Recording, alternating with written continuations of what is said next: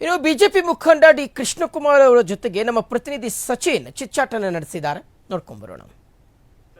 ವೀಕ್ಷಕರೇ, ಏನು ನೆನೆ ತುಮಕೂರು ಜಿಲ್ಲೆ ಕುಣಿಗಲ್ ತಾಲೂಕಿನ ಸಂತೆ ಮಾವತ್ತೂರಿನಲ್ಲಿ ಒಂದು ಡ್ರಾಮಾ ನಡೆದಿತ್ತು ಅಂತ ಹೇಳ್ಬೋದು. ಏನಪ್ಪ ವಿಷಯ ಅಂತಂದರೆ, ಈಗ ಆಲ್ರೆಡಿ ರಾಜ್ಯಾದ್ಯಂತ ಒಂದು ಸುದ್ದಿ ಸದ್ದಾಗಿರುವಂಥದ್ದು. ಏನು ಒಂದು ಪ್ರಾಥಮಿಕ ಕೃಷಿ ಪತ್ತಿನ ಸಹಕಾರ ಸಂಘದಲ್ಲಿ ಒಂದು ಅಕ್ರಮ ಚುನಾವಣೆ ನಡೆದಿದೆ ಅಂತ ಹೇಳಿ ಒಂದು ಉಗ್ರ ಹೋರಾಟವನ್ನು ಇಟ್ಕೋತೀವಿ ಅಂತ ಹೇಳಿ ಏನು ಅಲ್ಲಿನ ಮೈತ್ರಿ ನಾಯಕರಾದಂತಹ ಏನು ಕೃಷ್ಣಕುಮಾರ್ ಅವರು ಜೊತೆಗೆ ಜಗದೀಶ್ ಅವರು ಒಂದು ಹೋರಾಟವನ್ನು ನಡೆಸಿದ್ರು. ಆ ಬಗ್ಗೆ ಸ್ವತಃ ನಮ್ಮೊಟ್ಟಿಗೆ ಕೃಷ್ಣಕುಮಾರ್ ಇದ್ದಾರೆ, ಅವ್ರನ್ನ ಮಾತಾಡ್ತೀನಿ. ಸರ್ ನಮಸ್ತೆ. ಏನಾಯ್ತು ಸರ್ ನನ್ನ ಘಟನೆ? ಸರ್, 8ನೇ ಭಾನುವಾರ ವ್ಯವಸಾಯ ಸೇವಾ ಸಹಕಾರ ಸಂಘದ ಚುನಾವಣೆ ನಡೀತಾ ಇತ್ತು. ಚುನಾವಣೆ ಬಹಳ ಚೆನ್ನಾಗಿ ನಡೀತಾ ಇತ್ತು. ಚುನಾವಣೆಯಲ್ಲಿ ನಾವು ಸೋಲ್ತೀವಿ, ಜನರ ಮತದಾರರು ನಮ್ಮ ಹತ್ರ ಬರ್ತಾ ಇಲ್ಲ, ಚೀಟಿ ತಗೋತಾ ಇಲ್ಲ, ಎಲ್ಲವನ್ನೂ ಕೂಡ BJP JDS ಕಡೆಗೆ ಹೋಗ್ತಾ ಇದ್ದಾರೆ ಅಂತ ಅನುಮಾನ ಬಂದ ಮೇಲೆ ಚುನಾವಣಾ ಅಧಿಕಾರಿಯನ್ನು ಉಪಯೋಗಿಸ್ಕೊಂಡು ಯಾವ ರೀತಿ ಜಾಣಗೆರೆ VSSನಲ್ಲಿ ಚಟುವಟಿಕೆಯನ್ನು ಮಾಡಿದರು, ಅದೇ ರೀತಿ ಇಲ್ಲಿ ಮಾಡಲಿಕ್ಕಾಗಲಿಲ್ಲ. ಇಲ್ಲೇನು ಮಾಡಿದ್ರು, ಇದೇ ಚುನಾವಣಾ ಅಧಿಕಾರಿ ಮತಪತ್ರದ ಒಂದು ಪ್ಯಾಡನ್ನು ಹೊರಗಡೆ ಕಳಿಸಿ ಒತ್ಕೊಂಡು ಒಳಗಡೆ ತಂದು ಡಬ್ದಲ್ಲಿ ಹಾಕ್ಬೇಕಾದ್ರೆ ನಮ್ಮ ಏಜೆಂಟ್ರು ಮತ್ತು ನಮ್ಮ ಅಭ್ಯರ್ಥಿಗಳು ರೆಡ್ ಹ್ಯಾಂಡಾಗಿ ಅವ್ರನ್ನ ಹಿಡ್ಕೊಂಡು ಪೊಲೀಸಿಗೆ ಕೊಟ್ಟರು. ಪೊಲೀಸಿಗೆ ಕೊಟ್ಟಂಥ ಮತಪತ್ರಗಳು ಮಾತ್ರ ಸಿಗ್ತಾ ಆ ಕೃತ್ಯವನ್ನು ಮಾಡ್ತಾ ಇದ್ದ ಚಿಕ್ಕಮಾತೂರು ಚೂರಿ ಸೊಬಗಯ್ಯನ ಮಗ ಶಿವಕುಮಾರ ಕಾಂಪೌಂಡ್ ನೆಗೆದು ಹೊರಟೋಗ್ಬಿಟ್ಟ. ಸುಮಾರು ಅವನ ಹತ್ರ ಇನ್ನೂ ಒಂದು 50-60 ಬ್ಯಾಲೆಟ್ ಪೇಪರ್ ಅವನ ಹತ್ರ ಎಲ್ಲ ಉಳ್ಕೊಂಡು ನಮ್ಮ ಏಜೆಂಟ್ ಕೈಗೆ ಸಿಕ್ಕಿರ್ತಕ್ಕಂಥ ಮತಪತ್ರಗಳನ್ನು ರೆಡ್ ಹ್ಯಾಂಡಾಗಿ ಹಿಡಿದು ಪೊಲೀಸ್ನವರೆಲ್ಲ ಬಂದಾದಮೇಲೆ ಪೊಲೀಸರ ಸಮ್ಮುಖದಲ್ಲಿ ವಿಡಿಯೋ ಮಾಡಿ ಅವ್ರಿಗೆ ಹ್ಯಾಂಡ್ ಓವರ್ ಮಾಡಿದ್ದೀವಿ ಮತ್ತು ಆದ್ಮೇಲೆ ಕ್ರಮ ತೊಗೋಬೇಕು ಅಂತ ಹೇಳಿದ್ವಿ.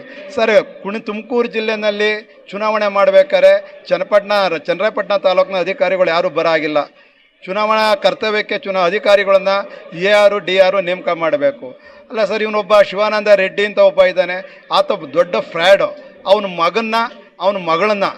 ಮಗಳಿಗೆ 16 ವರ್ಷ, ಅವಳನ್ನ ಕರ್ಕೊಂಬಂದು ಚುನಾವಣಾ ಕರ್ತವ್ಯನ ನಿರ್ವಹಿಸ್ತೇನೆ, ಅಥವಾ ಅವನ ಮಗನ ಕರ್ಕೊಂಬಂದು ಚುನಾವಣಾ ಕರ್ತವ್ಯ ನಿರ್ವಹಿಸ್ತೇನೆ, ಚನ್ನರಾಯಪಟ್ಟಣದ ಅಮಾಯಕರನ್ನ ಕರ್ಕೊಂಬಂದು ಚುನಾವಣಾ ಕರ್ತವ್ಯಕ್ಕೆ ಕರ್ಕೊಂಬತ್ತೀನಿ ಅಂತ ಹೇಳಿದ್ರೆ ಇದು ಸರ್ಕಾರನ ಅಥವಾ ಅವರ ಸರ್ವಾಧಿಕಾರನ? ಅವ್ರ ಸರ್ವಾಧಿಕಾರ ಆದರೆ ಇವೆಲ್ಲನೂ ಮಾಡ್ಲಿಕ್ಕೆ ಸಾಧ್ಯ ಇರ್ತದೆ. ಸರ್ಕಾರ ಇದ್ದಂತಾಗ ಸರ್ಕಾರದ ಕಾನೂನು ಚೌಕಟ್ಟಿನಲ್ಲಿ ಕೆಲಸ ಮಾಡಬೇಕು. ಯಾವ ಧೈರ್ಯದ ಮೇಲೆ ಚುನಾವಣಾಧಿಕಾರಿ ಮತಪತ್ರಗಳನ್ನು ಹೊರಗಡೆ ಕೊಟ್ಟ? ಯಾವುದ್ರ ಮೇಲೆ ಆತ ಒತ್ತಾಯಕ್ಕೆ ಒಂದು ಮತಪತ್ರಗಳಿಗೆ ತುಂಬತಕ್ಕಂಥ ಕೆಲಸವನ್ನು ಮಾಡ್ದ? ಇದೇ ಚುನಾವಣಾಧಿಕಾರಿ ಜಾಣಗೆರೆನಲ್ಲಿ ನಾನು ಸ್ಕೇಲ್ ಇಟ್ಕೊಂಡು ಮತಪತ್ರನ ಒಳಗೆ ತಳ್ತೀನಿ ಅಂತ ಹೇಳ್ಬಿಟ್ಟು ತನ್ನ ಜೋಬಲ್ಲೇ ಮತಪತ್ರವನ್ನು ಇಟ್ಕೊಂಡು ಬೂತ್ ಒಳಗಡೆಗೆ ಹಾಕ್ತೀನಿ ಅಂತಕ್ಕಂಥ ಕೆಲಸವನ್ನು ಚುನಾವಣಾಧಿಕಾರಿ ಮಾಡ್ತಾನೆ ಅಂತ ಹೇಳಿದ್ರೆ, ಇಂತಹ ಅಕ್ರಮ ಮಾಡಿ ಅಧಿಕಾರ ಹಿಡಿಯೋ ಬದಲು ಅಡಾಕ್ ಸಮಿತಿ ನೇಮಕ ಮಾಡ್ಕೊಂಡು ನೇರವಾಗಿ ಮುಂದುವರಿಸಿದ್ರು. ಅದೇ ರೀತಿ ಮಾಡ್ಕೊಂಡೋಗಿದ್ರೆ ಯಾರು ಬೇಡ ಅಂತ ಹೇಳ್ತಾ ಇದ್ರು. ಈಗ ಏನು ರಂಗನಾಥ್ ಸ್ವತಃ ಒಂದು ಹೇಳಿಕೆನ ಇಟ್ಟಿರೋಂಥದ್ದು, ಏನೋ ಬೇಕು ಅಂತ ಹೇಳಿ 2 ಬಾರಿ ಗೆದ್ದಿದ್ದೀನಿ, ಜನ ನನ್ನ ಸ್ವೀಕಾರ ಮಾಡಿದ್ದಾರೆ, ಆ ಹೆಸರು ಕೆಡಿಸೋದಕ್ಕೋಸ್ಕರ ಇದು ಅಪಪ್ರಚಾರ ಮಾಡ್ತಿದ್ದಾರೆ ಅಂತ ಹೇಳ್ತಿದ್ದಾರೆ. ಏನೀಗ ಇಬ್ಬರು ಶಿವಾನಂದ ರೆಡ್ಡಿ ಹಾಗೂ ಸುನಿಲ್ ಅವರು ಇಬ್ಬರು ಚುನಾವಣಾಧಿಕಾರಿ ಇದ್ದಿದ್ದಂಥದ್ದು, ಏನು ಅವ್ರ ಬಗ್ಗೆ ಕ್ರಮ ಆಯ್ತಾ ಅಂತ ಹೇಳಿ? ಸರ್, ಈಗ ಅವ್ರ ಬಗ್ಗೆ ಈಗಾಗಲೇ ಸುಮಾರು 6 ತಿಂಗಳಿಂದನೂ ಕೂಡ ಅವ್ರ ಮೇಲೆ ಕ್ರಮ ತಗೋಬೇಕು ಅಂತ ಹೇಳ್ಬಿಟ್ಟು ರಾಜಣ್ಣರ ಸಹಕಾರಿ ಸಚಿವರಿದ್ದಾಗ ಅವ್ರ ಗಮನಕ್ಕೆ ತಂದಂಥ ಸಂದರ್ಭದಲ್ಲೂ ಕೂಡ ಆತನ ನಿಯೋಜನೆ ಮೇರೆಗೆ ಬೇರೆ ಕಡೆ ಹಾಕಿದರು. ಇದೇ ಡಾಕ್ಟರ್ ರಂಗನಾಥ್ ಅವರು ಬಲವಂತವಾಗಿ ಮುಖ್ಯಮಂತ್ರಿಗಳ ಜೊತೆ ಹೇಳ್ಬಿಟ್ಟು ಮತ್ತೆ ಕುಣಿಗಲ್ಲಿ ತೊಗೊಂಬಂದರು. ತದನಂತರ ಕೋರ್ಟಿಂದ ಒಂದು ತಡೆಯಾಜ್ಞೆನೂ ಕೂಡ ತೊಗೊಂಬಂದು ಕೆಲಸ ನಿರ್ವಹಿಸ್ತಾ ಇದ್ದಾರೆ. ಆ ರೀತಿ ಇಲ್ಲ, ಆತ ತಪ್ಪು ಮಾಡ್ತಾವನೆ ಅಂತ ಸಾರ್ವಜನಿಕ ದೂರು ಕೇಳಿ ಬಂದ ಸಂದರ್ಭದಲ್ಲಿ ಶಾಸಕರೇ ಅವನ್ನ ಹೊರಗಡೆ ಕಳಿಸ್ಬಿಟ್ರೆ ಸಮಸ್ಯೆ ಬರ್ತಿರ್ಲಿಲ್ಲ. ಶಾಸಕರೇ ಅವನ್ನ ಬಲವಂತವಾಗಿ ಇಟ್ಕೊಂಡು ಎಲ್ಲ ಸಹಕಾರಿ ಕ್ಷೇತ್ರಗಳಿಗೆ ನೋಟಿಸ್ ಕೊಡಿಸೋದು, ಅರ್ಜೀಸ್ ಕೊಡಿಸೋದು, ಅಕ್ರಮವಾಗಿ ಕಾನೂನು ಬಾಹಿರವಾಗಿ ಕಾರ್ಯದರ್ಶಿಗಳನ್ನ ಸಸ್ಪೆಂಡ್ ಮಾಡೋದು, ಇದೇ CDO ಎಲ್ಲ ಸಂಘಗಳಿಗೆ ಫೋನ್ ಮಾಡಿ ಹಣನ ಕೇಳ್ತಾವ್ರೆ ಅಂತ ಶಾಸಕರು ಗಮನ ತಂದ್ರು ಮೌನವಾಗಿರ್ತಾರೆ ಅಂತ ಹೇಳಿದ್ರೆ ಶಾಸಕರ ಪಾತ್ರ ಐತೆ ಅನ್ಕೋಬೇಕಾ ಇಲ್ಲ ಅನ್ಬೇಕಾ? ನೀವೇ ಹೇಳಿ. ಕನಕಪುರ ಮಾಡ್ಲಿಕ್ಕೆ ಹೊರಟಿದ್ದಾರೆ ಅನ್ನೋದು ನಿಮ್ಮ ಆರೋಪ. ಇದಕ್ಕೆ ನಿಮ್ಮ ಮುಂದಿನ ನಡೆ ಏನು ಅಂತ ಹೇಳಿ?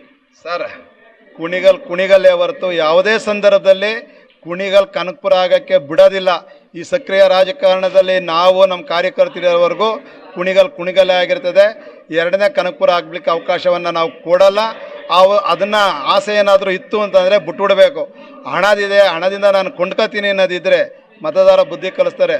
ಪುಕ್ಷಟ ಭಾಗ್ಯಗಳನ್ನ ಕೊಟ್ಟು ಅಭಿವೃದ್ಧಿಯನ್ನು ಮಾಡಿದಲೆ ಬರೀ ಆಸೆಗಳನ್ನು ತೋರಿಸಿ ಗಿಫ್ಟ್ ಕೊಡ್ತೀನಿ ಅಂತ ತೋರಿಸಿ, ರಂಗಾಲೆ ಬಿಡೋರೆ ಸೀರೆ ಉಡಿಸ್ತೀನಿ, ಗಂಡು ಮಕ್ಕಳಿಗೆಲ್ಲ ಪಂಚ ಕೊಡ್ತೀನಿ, ನಿಕ್ಕರ್ ಕೊಡ್ತೀನಿ ಅಂತ ಹೇಳ್ಬಿಟ್ಟು ಅಧಿಕಾರವನ್ನು ಹಿಡೀಲಿಕ್ಕಾಗಲ್ಲ. ಮತದಾರ 1 ಸಾರಿ ತಪ್ಪು ಮಾಡಿದ್ದಾನೆ, 2ನೇ ಸಾರಿ ತಪ್ಪು ಮಾಡಲ್ಲ. ಮತದಾರಂಗೆ ಮಹಿಳೆಗೆ ಉತ್ತಮವಾಗಿರತಕ್ಕಂಥ ಬಸ್ ಬೇಕು, ದುಡ್ಡು ಕೊಟ್ಟು ಟಿಕೆಟ್ ತಗೊಂಡು ಹೋಗ್ತಾಳೆ. ಆದರೆ ಈ ರೀತಿ ಪುಕ್ಷಟ ಭಾಗ್ಯ ತಗೊಂಡು ಇವತ್ತು ಜೀವನ ಮಾಡ್ತೀನಿ ಅನ್ನೋಕ್ಕೆ ಯಾವ ಹೆಣ್ಮಗಳು ಇಷ್ಟಪಡಲ್ಲ. ಆ 2,000 ರೂಪಾಯಿ ನಮಗೆ ಬೇಡ ಅಂತ ಹೇಳ್ತಾ ಇರ್ತಕ್ಕಂಥದ್ದನ್ನು ಮಾಧ್ಯಮದಲ್ಲಿ ನೀವು ನೋಡ್ತಾ ಇದ್ದೀರ. ಅದರಿಂದ ಅವರು ಯಶಸ್ವಿ ಆಗಲ್ಲ, ಕುಣಿಗಲ್ ಕನಕಪುರ ಆಗಲ್ಲ, ಕುಣಿಗಲ್ ಕಿಂಬರ್ಲಿ ಆಗೇ ಇರ್ತದೆ. ಸರ್, ಮತ್ತೊಂದು ಆರೋಪವನ್ನ ಮಾಡ್ತಾರೆ, ಏನು ಕುಣಿಗಲ್ಗೆ ಒಂದು ಇಂಪ್ರೂವ್ಮೆಂಟ್ ಮಾಡಲಿಕ್ಕೆ ಅಂತ ಹೇಳಿ ನಾನು ಒಂದು ರೇಸ್ ಕೋರ್ಸ್ನ ತರಕ್ಕೆ ಹೊರಟಿದ್ದೀನಿ, ಅದಕ್ಕೂ ಕೂಡ ಅಣ್ಣ ತಮ್ಮದಿರು ವಿರೋಧ ಮಾಡ್ತಾರೆ, ಇದರಿಂದ ಸಾವಿರಾರು ಜನ ಕೆಲಸ ಸಿಗುತ್ತೆ ಅಂತ ಹೇಳ್ತಾರೆ. ಆ ಬಗ್ಗೆ ಸರ್, ಈಗ ಬೆಂಗಳೂರಲ್ಲಿರ್ತಕ್ಕಂಥ ಟರ್ಫ್ ಕ್ಲಬ್ನಲ್ಲಿ 554 ಜನ ಕೆಲಸ ಮಾಡ್ತಾ ಇದ್ದಾರೆ. ಆ 554 ಜನ ಕುಣಿಗಲ್ಲಿ ಬಂದು ಕೆಲಸ ಮಾಡ್ತಾರೆ ಹೊರತು ಕುಣಿಗಲ್ ತಾಲೂಕಿನಲ್ಲಿ ಯಾವುದೇ ಒಬ್ಬ ವ್ಯಕ್ತಿಗೆ ಕೆಲಸ ಕೊಡ್ಲಿಕ್ಕೆ ಸಾಧ್ಯತೆ ಇಲ್ಲ. ಟಿಕೆಟ್ ಎರೆಯೋದು, ಇನ್ನೊಂದು ಎರೆಯೋದು, 2,000 ಜನಕ್ಕೆ ಕೆಲಸ ಕೊಡ್ತೀವಿ ಅಂತ ಹೇಳ್ತಾವ್ರೆ. ಬೆಂಗಳೂರಲ್ಲಿ ರಾಜಧಾನಿಯಲ್ಲಿರ್ತಕ್ಕಂಥ ಟರ್ಫ್ ಕ್ಲಬ್ನಲ್ಲಿ 554 ಜನ ಬಿಟ್ಟರೆ ಬೇರೆ ಯಾರೂ ಇಲ್ಲ. ಕುಣಿಗಲ್ ಹೋಗಲಿ 365 ದಿವಸನೂ ಕೂಡ ರೇಸ್ ನಡೆಯಲ್ಲ. ವರ್ಷದಲ್ಲಿ 25 ದಿವಸನೋ 26 ದಿವಸನ ರೇಸ್ ನಡೀತದೆ. ಅದರೊಳಗೆ 2-3 ಸ್ಟ್ಯಾಂಡರ್ಡ್ ಆಗಿರ್ತಕ್ಕಂಥದ್ದು ಬಿಟ್ಟರೆ ಉಳಿದವೆಲ್ಲವನ್ನೂ ಕೂಡ ಇದಾಗಿರಲ್ಲ. ಅವೆಲ್ಲವನ್ನೂ ಕೂಡ ಆನ್ಲೈನಲ್ಲೋ ಇನ್ನೊಂದರಲ್ಲೋ ನೋಡೋವಂಥದ್ದು ಬಿಟ್ಟರೆ ಇವತ್ತು ಥಿಯೇಟ್ರಿಗೆ ಬಂದು ಜನ ಪಿಕ್ಚರೇ ನೋಡಲ್ಲ ಅಂತ ಅಂದಾಗ ಕುಣಿಗಲ್ಲಿ ಬಂದು ರೇಸ್ ಕೋರ್ಸ್ ನೋಡೋಕ್ಕೆ ಬರಲ್ಲ. ಅದರಿಂದ ಅಭಿವೃದ್ಧಿ ಏನಾಯ್ತದೆ?